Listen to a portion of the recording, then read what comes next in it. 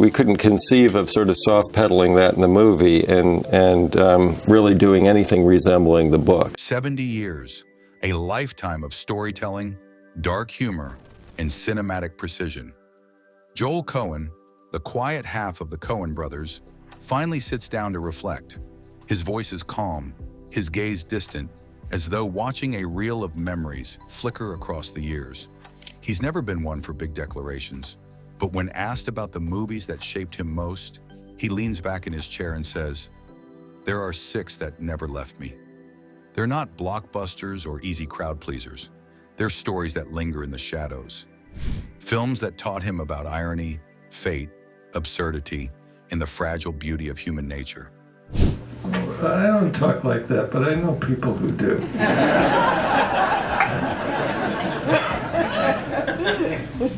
Works at Faber & Faber in London. The 6 films that shaped the Coen way of seeing the world. Mr. Deeds Goes to Town, 1936. The first film Joel names is Mr. Deeds Goes to Town. It's 1936. America is battered by the Depression, and Frank Capra creates a story about a man too good for the cynical world around him.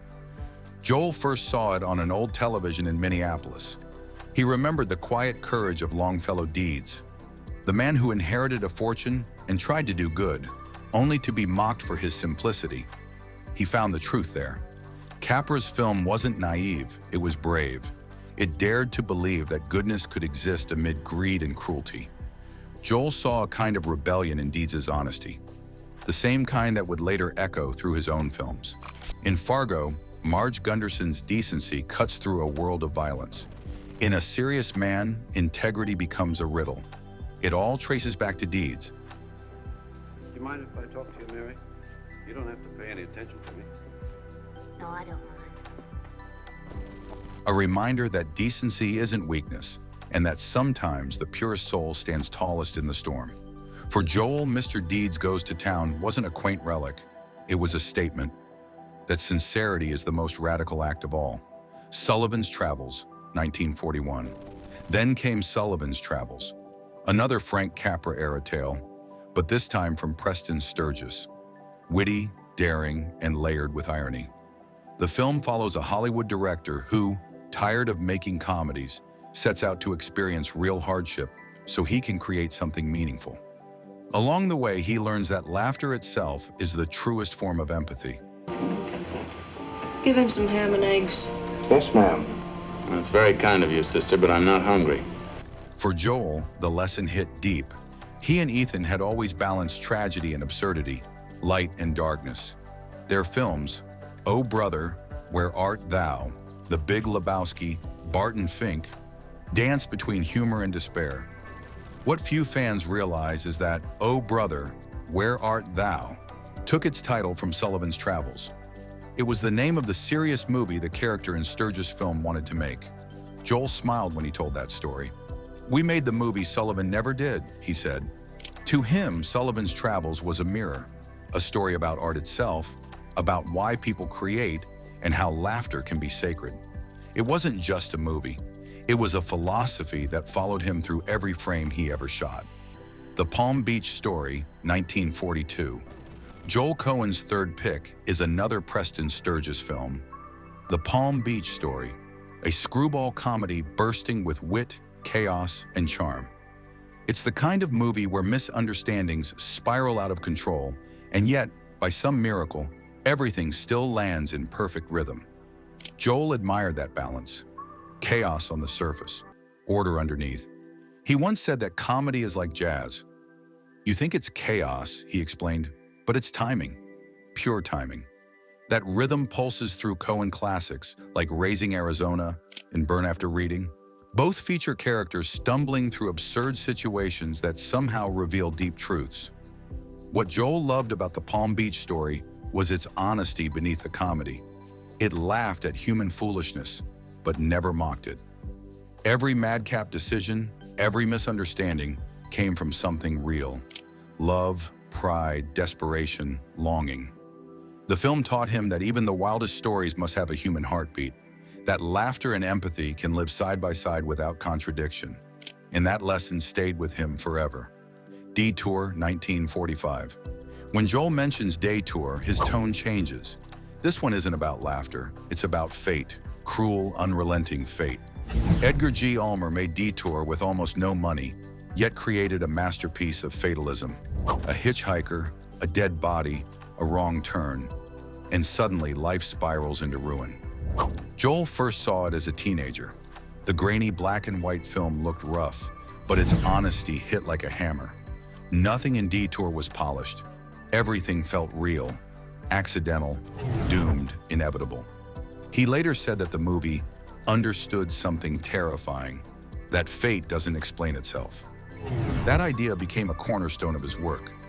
In No Country for Old Men, Anton Chigurh flips a coin to decide lives. Pure chance masquerading as destiny. In A Serious Man, a man seeks answers from faith and finds none. Detour didn't just influence Joel, it defined him. It taught him that cinema could confront the chaos of life without softening the blow. To him, the film wasn't about crime or punishment. It was about how small choices, a missed ride, a lie. So your idea was to drive the car a little way, maybe into San Bernardino, and then leave it. You weren't gonna sell it? Sell it? You think I'm crazy? A turn of the wheel what could destroy everything. That raw fatalism became a Coen signature. The Third Man, 1949. Then came The Third Man, Carol Reed's haunting noir set in post-war Vienna. Joel spoke of it with reverence. The tilted angles, the fog, the shadows, and that unforgettable zither music. It wasn't just a story, it was atmosphere made flesh. The film follows Holly Martins, an American writer searching for his friend, Harry Lime, only to discover the darkness hiding beneath charm. Joel loved that duality, how good and evil intertwined, how morality blurred in the ruins of war. He saw in The Third Man a reflection of modern America too, a world where intentions were never pure and beauty often hid corruption. They have their 5-year plans. So have I. Used to believe in God. Well, I still do believe in God. When he and Ethan made Miller's Crossing, they paid tribute to The Third Man in tone and visual language. Every tilted frame, every lingering silence carried that same sense of unease. Joel once said, Reed didn't just film Vienna, he filmed conscience.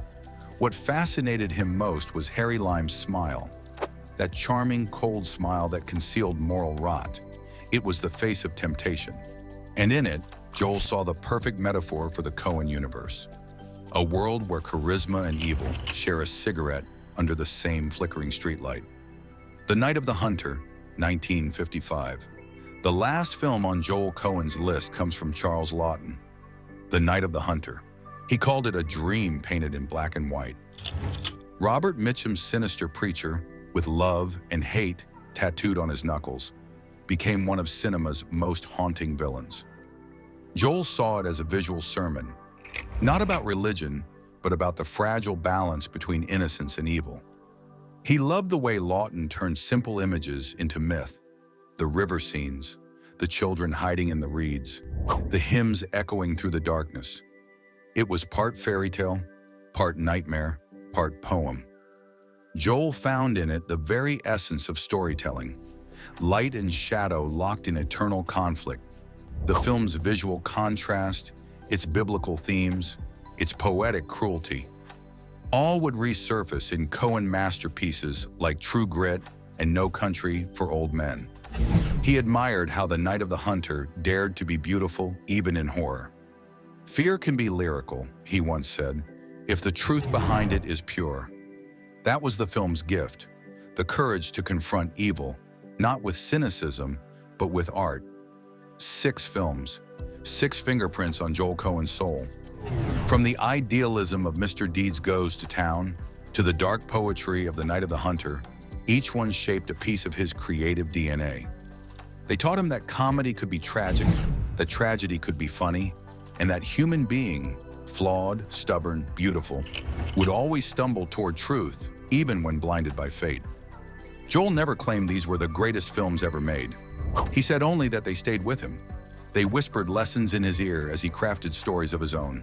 Miss Cooper! What? The man! Tales of crime and kindness, justice and absurdity, chaos and calm. At 70, when most artists look back, Joel Coen simply looked inward.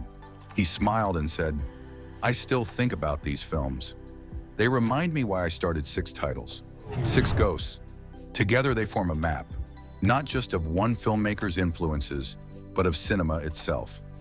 A journey from innocence to irony, from laughter to fate, from the light of deeds to the shadow of the hunter. The reel keeps turning, the lights flicker on, and somewhere in that silver glow, Joel Coen's favorite films still play, forever teaching us how to see the world."